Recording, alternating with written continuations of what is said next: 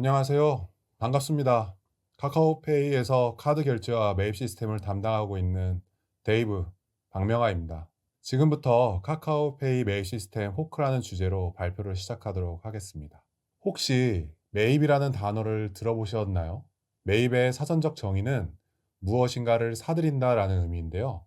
매입이라는 단어는 쓰기에 따라 다양한 의미를 가질 수 있습니다. 그리고 카카오페이의 결제 서비스에서 매입은 무엇을 의미할까요? 신용카드 결제 흐름을 통해서 매입이 무엇인지 설명드려 보겠습니다. 어느 날 여러분이 신용카드로 라이언 인형을 샀다고 가정해 보겠습니다.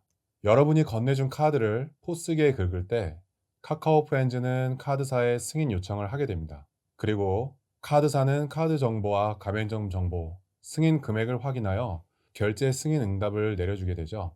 그렇게 카드 결제가 승인되면 보통은 영수증은 버려주세요 라는 말과 함께 결제 흐름이 종료되게 되는데요.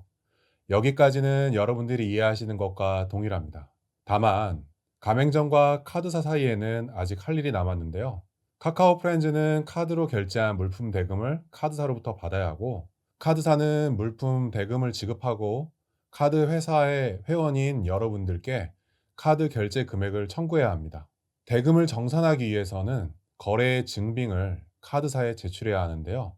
거래 증빙이 곧 여러분이 버리신 영수증, 승인 전표입니다. 그리고 승인 전표를 카드사에 제출하는 과정을 바로 승인 전표 매입이라고 합니다. 매입이 바로 승인 전표 매입의 준말인 것이죠. 예전에는 이 영수증을 수거하여 카드사에 전달하는 과정이 오프라인으로 진행되었었는데요. 지금은 일렉트로닉 데이터 인터체인지 특약, 줄여서 EDI라는 특약을 가맹점과 카드사가 맺고 있기 때문에 벤을 통해 결제, 그리고 매입 데이터를 전달하게 되었습니다. 카카오페이를 사용하게 되면 보시는 것처럼 카카오페이를 통해서 결제 요청을 하게 되고요. 가맹점이 하던 매입 업무는 카카오페이가 대행합니다. 서론이 조금 길었는데요. 오늘은 바로 이 매입을 담당하고 있는 카카오페이 매입 시스템 호크에 대해서 얘기를 해보도록 하겠습니다. 오늘 발표의 목적은 호크 시스템을 소개하고 구축 과정에서 저희가 겪은 문제와 그 개선 방법을 공유함으로써 저희와 비슷한 고민을 하시는 분들께 작은 인사이트를 제공하는 데 있습니다. 특히 스프링 배치를 사용하시거나 문자열 기반의 SQL을 처리하기 위한 새로운 방법을 고민하시는 분들께 이 발표가 도움이 될 것 같습니다. 호크는 카카오페이 매입 시스템 이름인데요. 큰 돈이 오가는 매입 업무의 중요성으로 인해 호크 시스템은 높은 수준의 신뢰성과 고성능을 동시에 요구받았습니다. 물론 처음부터 이 목표를 달성했다면 오늘의 발표는 없었겠죠.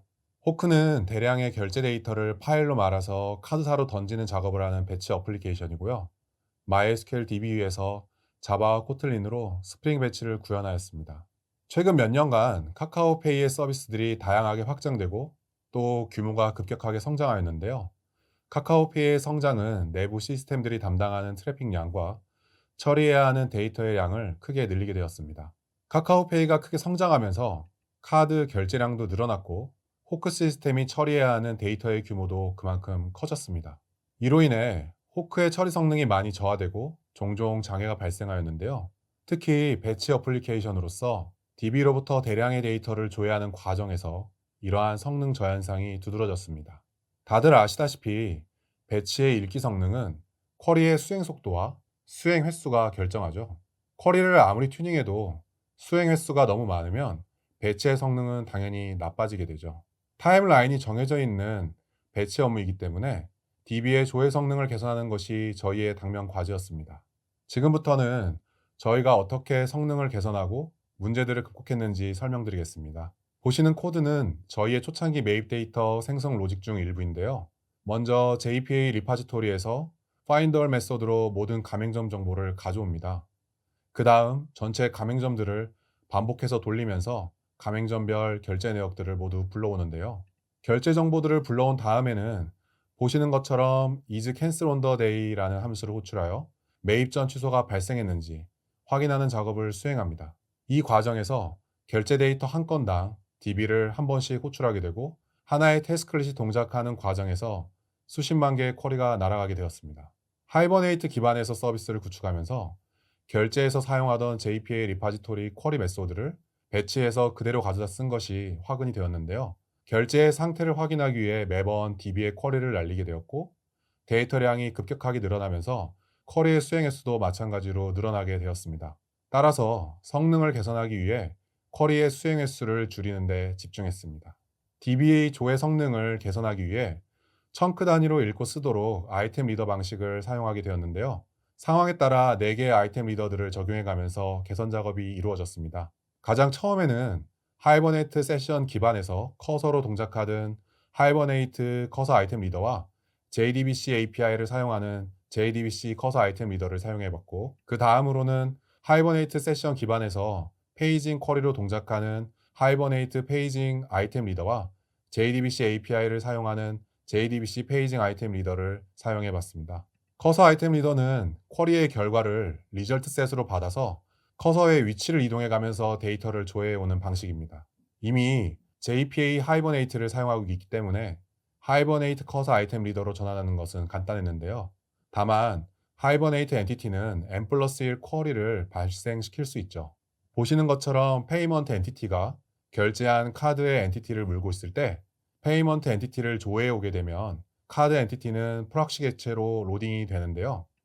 이후에 카드 엔티티의 카드 네임 필드에 접근하는 시점에 카드 엔티티를 실제 값으로 초기화하기 위해서 DB의 조회 쿼리를 날리게 되고, 이것을 n+1 쿼리라고 합니다. 물론 패치 타입에 따라 카드 엔티티의 초기화 시점은 달라질 수 있는데요. 많은 데이터를 다루는 배치에서 n+1 쿼리는 성능 저하를 불러일으킬 수 있습니다. 따라서 하이버네이트 기반 아이템 리더를 사용할 때 n+1 쿼리가 발생하지 않도록 패치 조인을 사용해 엔티티를 한 번에 초기화하거나, 필요한 컬럼들만 모아서 별도의 엔티티를 선언하거나, 필요한 컬럼들로 이루어진 포조 객체의 생성자를 직접 호출하는 방식으로 사용해야 합니다. HQL로 표현이 어렵거나 복잡한 쿼리의 경우 하이버네이트 커서 아이템 리더 대신에 JDBC 커서 아이템 리더를 사용하기도 했는데요. JDBC 커서 아이템 리더를 사용할 때는 이렇게 문자열 기반의 SQL을 짜야 되고, 응답용 포조 객체를 매번 만들어둬야 했습니다. 이게 발표 자료에 구겨 넣으려고 다 지워서 그렇지 실제로는 50줄이 넘어가기도 하는데요. 다들 아시겠지만 이러한 쿼리를 유지 보수하는 일은 정말 두려운 일이죠. n+1 쿼리, 유지 보수가 어려운 SQL의 관리 등의 문제는 커서 아이템 리더의만의 문제는 아니고 하이버네이트 세션과 JDBC API를 사용할 때 주의해야 될 점입니다.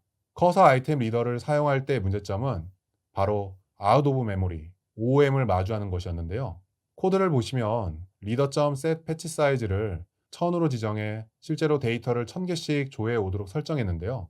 실제로 돌려보면 한 번에 모든 데이터를 가져오고 있었고, 데이터를 가져오는 도중에 메모리가 부족해 OOM이 발생했습니다. 처음에는 그 원인을 몰라서 커서 아이템 리더의 버그라고 생각했었는데요. 정확한 원인을 확인한 건 그보다 조금 뒤였습니다. MySQL 커넥터의 JDBC API와 관련된 문서에서 그 원인을 확인할 수 있었는데요. 리절트 셋의 동작 방식에 대한 부분을 보면 기본적으로 MySQL 리절트 셋은 완전히 조회하여 메모리에 로딩되는 방식으로 동작한다 라고 써져 있습니다. 그래서 제가 패치 사이즈를 아무리 지정해도 한 번에 가져왔던 거죠. 다만 로우 단위로 커서를 이동하면서 하나씩 스트리밍해 올 수 있는 방법도 소개하고 있는데요. 이럴 경우에는 DB에 해당 동작을 의미하는 힌트를 줘야 한다고 써져 있습니다. 스테이트먼트를 생성할 때 리절트 셋을 forward only, concur read only로 설정하고 패치 사이즈를 integer.minvalue로 주면 된다고 써 있는데요. 코드를 보시는 것처럼 리더의 패치 사이즈를 integer.minvalue로 변경을 하고 돌렸더니 DB 힌트가 적용되어 스트리밍 모드로 데이터를 가져오게 되었습니다. 대용량의 데이터를 커서로 불러와도 더 이상 OOM이 발생하지 않게 되었죠. 리절트 셋의 설정은 리더 내부에서 이미 하고 있기 때문에 패치 사이즈 힌트만 줘도 동작하게 됩니다. 다만 하이버네이트 커서 아이템 리더는 패치 사이즈 음수를 허용하지 않기 때문에 그냥 사용할 수는 없고 우회하는 방법을 써야 했습니다. 저는 하이버네이트 커서 아이템 리더를 상속하는 방법을 사용했습니다. 사용해본 두 커서 아이템 리더 모두 주의해야 될 점이 있었지만 대체적으로 빠르고 쓰는데 큰 문제는 없었습니다. 다만 사용하시는 DB에 따라 리절트 셋과 커서의 동작 방식에 차이가 있을 수 있기 때문에 DB의 스펙을 확인하시고 사용하는 것을 추천드리고요. 만약에 저희처럼 MySQL 환경에서 스트리밍 모드로 사용하신다면 하나의 커넥션을 유지하며 하나의 쿼리만 처리하는 방식이기 때문에 또 다른 쿼리를 요청해서 DB에서 에러가 발생하지 않도록 앞서 설명드린 것처럼 하이버네이트 n+1 쿼리는 제거하고 사용하셔야 됩니다. 하이버네이트 커서 아이템 리더를 사용하다가 처음 OM이 발생했을 때 가장 간단한 해결 방법은 하이버네이트 쿼리 프로바이더를 같이 사용할 수 있는 하이버네이트 페이징 아이템 리더로의 전환이었습니다. 그렇지만 막상 사용해 보니까 하이버네이트 페이징 아이템 리더에는 몇 가지 큰 단점이 있었는데요. 그 중에서도 가장 큰 문제는 보시는 것처럼 오프셋 리밋 방식을 사용한다는 것입니다. 주어진 조건에 해당하는 데이터들을 조회해서 그것을 정렬한 다음 오프셋을 이동하면서 데이터를 조회하기 때문에 오프셋이 증가할수록 조회 과정이 길어지게 되고 성능도 그만큼 느려지게 되는데요. 예를 들어 두 번째 페이지 ID 101에서 200에 해당하는 데이터를 조회하기 위해 페이지 1의 데이터까지 조회하고 또 정렬하는 거죠. 오프셋 리밋 방식으로만 페이징을 하면서 발생하는 또 다른 문제점은 페이징 데이터의 누락, 그리고 중복이 발생할 수 있다는 것입니다. 제가 두 번째 페이지까지 조회한 다음 페이징 쿼리 조건절에 스테이터스에 해당되는 값을 success에서 fail로 수정했다고 가정해 보겠습니다. 조회 조건의 값을 수정해 버림으로써 다음 페이징 쿼리 조회 시에 쿼리 대상이 꼬이게 됩니다. 제가 수정했던 ID 102인 결제가 다음 쿼리 조회 시에 조회 대상에서 빠지면서 페이징 단위가 1에서 100, 101에서 200이 아니라 1에서 100, 101에서 201로 변경이 되었죠. 다음 조회 쿼리의 오프셋은 200이니까 ID가 202인 데이터부터 조회를 하게 되고요. ID가 201인 데이터는 조회 조건에 해당됨에도 누락이 되었습니다. 개발자로서 이건 정말 상상하기도 싫은 치명적인 문제입니다. 결국 하이버네이트 페이징 아이템 리더 대신에 JDBC 페이징 아이템 리더를 사용했는데요. 그 이유는 JDBC 페이징 아이템 리더의 페이징 방식이 더 우수하기 때문입니다. 첫 번째 페이지를 조회할 때 보시는 것처럼 오더 바이 페이먼트 아이디에 리밋 100만 붙였죠. 오프셋 리밋을 사용하지 않고 있습니다. 그렇다면 다음 페이지는 어떻게 가져오는 걸까요? 하이버네이트 페이징 아이템 리더를 설명할 때와 마찬가지로 결제 아이디 102인 데이터의 스테이터스를 fail로 수정하고 두 번째, 세 번째 페이지를 연이어 가져온다고 가정해 보겠습니다. 보시는 것처럼 JDBC 페이징 아이템 리더는 다음 페이징 쿼리를 조회 시에 정렬 조건인 페이먼트의 ID 값을 조건절에 자동으로 추가해서 가져오고 있는데요. 이전 페이지에서 읽은 마지막 데이터까지를 제외하고 있는 겁니다.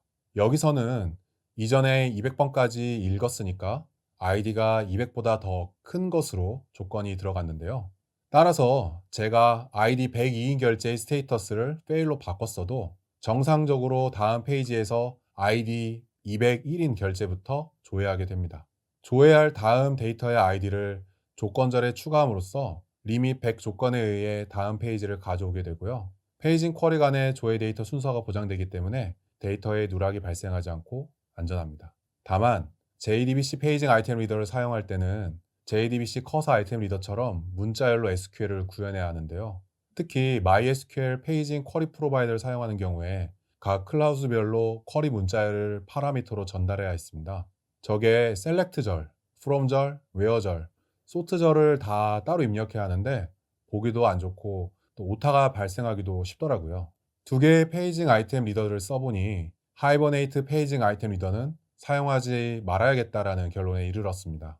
특히 많은 시스템을 개발하고 운영하다 보면 때로는 실수를 할 수도 있는데 실수의 결과가 너무 치명적이라서 도저히 하이버네이트 페이징 아이템 리더는 사용하지 않게 되더라고요. 호크 시스템의 DB 조회 성능을 개선하기 위해 4개의 아이템 리더를 사용해 봤고요. 커서 아이템 리더, 페이징 아이템 리더 모두 상황에 따라서 적절히 사용하면 기존에 비해 성능 개선 효과도 있으면서 데이터 처리도 안전하게 할 수 있었습니다. 다만 동작에 문제가 발생할 가능성이 높은 하이버네이트 페이징 리더는 사용하지 않게 되었고요. 배치의 특성상 하이버네이트 1차 캐시를 쓸 필요가 없는 경우가 많고 개발자의 부주의로 n+1 쿼리를 발생시킬 수 있음을 고려해서 하이버네이트 커서 아이템 리더는 특정 배치에서만 제한적으로 사용하게 되었습니다. 그리고 나머지 배치들은 JDBC 기반 아이템 리더로 전환하였습니다. JDBC 기반 아이템 리더를 사용하기로 결정한 것까지는 좋았는데 막상 사용할 때는 문자열로 된 SQL을 관리하는 것이 너무 불편했습니다. 그렇지만 만약에 이 문제를 해결한다면 JDBC 아이템 리더를 사용하면서도 유지 보수도 편하게 할 수 있을 거라는 생각이 들었는데요. 그래서 문자열로 된 SQL을 관리하기 위한 SQL 매퍼를 찾게 되었습니다. 저희가 고민했던 SQL 매퍼는 주크뿐만 아니라 다른 시스템에서도 사용 중인 쿼리 DSL도 있었는데요. 결론적으로 저희는 주크를 적용하기로 했습니다. 주크는 쿼리 DSL처럼 SQL을 생성하고 처리하는 데 최적화된 오픈소스로서 특히 문자열 기반의 SQL을 사용 시에 발생하는 단점들을 해결하는 데 그 목적을 두고 있습니다. 주크의 철학은 SQL의 사용 방식에 대해서 고민하는 데부터 출발하는데요. 최근의 개발 트렌드는 SQL을 고리타분하고 오래된 언어로 인식하고 최대한 숨기려고 하고 있죠. JPA 하이버네이트의 JPQL 그리고 HQL과 같은 시도가 바로 그러한 예입니다. 많은 사람들은 SQL이 오래됐고 또 불편하고 객체지향적이지도 않다고 깎아내리는데요. 주크는 바로 이 지점에서 질문을 던지고 있습니다. 과연 SQL을 완전히 대체할 수 있는 언어가 존재하는가? 저는 아니라고 생각하는데요. 주크는 SQL이 아닌 SQL을 문자열로 처리하는 JDBC API 방식이 바로 문제라고 지적합니다. JDBC API가 문자열로 SQL을 처리함으로써 구문 체크, 타입 체크가 안 되는 등 불편함을 야기한다고 생각했습니다. 주크는 SQL을 버리는 대신 JDBC API로 SQL을 사용함으로써 발생하는 불편함을 해결하는 데 집중했습니다. 저는 이러한 주크의 철학이 마음에 들었습니다. 구현의 관점에서 쿼리 DSL보다 주크를 선택한 이유는 크게 세 가지가 있는데요. 첫째는 쿼리 DSL보다 생산성이 좋다는 겁니다. 쿼리 DSL은 개발자가 구현한 엔티티 객체를 기반으로 생성되기 때문에 테이블의 수정이 발생할 경우 엔티티와 쿼리 모두 수정해야 하는 반면 주크를 사용하면 테이블 기반으로 자동으로 생성해주기 때문에 쿼리만 수정하면 되는 것이죠. 쿼리 DSL보다 주크를 선택한 두 번째 이유는 주크가 상대적으로 더 안전하다는 것입니다. 만약 테이블에서 특정 컬럼이 제거되었는데 이 변경 사항이 엔티티 객체에 반영되지 않았다면 언제 확인할 수 있을까요? 네, 그렇죠. 런타임 시점에 확인할 수 있습니다. 실제 쿼리를 실행하면서 에러가 발생하게 되는데 바로 이 시점에 확인이 되는 것이죠. 하지만 주크는 항상 최신의 DB 상태를 코드에 반영하기 때문에 컴파일 과정에서 이러한 차이를 알아차릴 수 있습니다. 만약 테이블과 구현해둔 쿼리의 컬럼이 일치하지 않는 경우 컴파일 과정에서 참조를 확인할 수 없게 되고 에러가 발생하게 됩니다. 배포 과정이었다면 빌드 실패로 배포가 중단됐을 것이고 잘못된 코드가 운영 환경에 반영되는 것을 막게 되는 것이죠. 마지막으로 주크는 다양한 SQL 함수들을 직관적으로 지원하고 그로 인해 가독성이 매우 뛰어난데요. 주크로 작성한 쿼리는 우리가 일반적으로 사용하는 SQL과 순서가 거의 동일합니다. 따라서 러닝 커브가 낮은 편이고요. 주크에서 제공하는 함수들은 자바의 예약어와 겹치는 것들을 제외하고는 대부분 SQL과 동일한 함수명을 사용하고 있습니다. 따라서 인식하기에도 쉽고 또 메소드들의 주석도 잘 되어 있어서 한 번만 읽어보시면 쉽게 사용하실 수 있는 수준입니다. 아까 전에 JDBC 페이징 아이템 리더를 설명드리면서 제가 보여드렸던 MySQL 페이징 쿼리 프로바이더 예제 코드가 기억나시나요? SQL을 문자열로 작성해야 해서 굉장히 불편하다고 말씀드렸었는데요. 저희는 주크를 사용해서 똑같은 MySQL 페이징 쿼리 프로바이더를 오른쪽의 코드처럼 만들고 있습니다. 기존의 select clause를 문자열로 입력해야 하는 대신에 주크의 엔트리 포인트인 DSL 컨텍스트의 인터페이스로부터 select절을 선언하고요. 이어서 from절을 구성합니다. from절의 payment 클래스가 바로 주크의 테이블 메타 정보로 생성한 payment 테이블의 객체에 해당합니다. from절 다음에는 조건절이 들어가야겠죠. payment의 approved at g, from at, 그리고 approved at lt, to at, 그리고 나머지 조건들을 동일하게 입력하는데요. 여기서 g는 greater or equals의 약자이고 lt는 less than, 그리고 gt는 greater than의 약자입니다. 물론 주크는 풀네임으로 된 메소드들도 제공하고 있습니다. 코드가 너무 지저분해지는 것을 고려해서 저렇게 약자로도 사용할 수 있는 거죠. 이제 마지막으로 오더바이저를 구성하고 to MySQL 페이징 쿼리 프로바이더를 호출하면 됩니다. 사실 주크가 to MySQL 페이징 쿼리 프로바이더 메소드를 직접 제공하고 있지는 않고요. 저희가 코틀린 확장 함수와 리플렉션을 사용해서 보시는 것처럼 공통함수로 구현해서 사용 중입니다. 생성한 쿼리 객체로부터 각 클라우스별로 분배해서 세팅하도록 되어 있죠.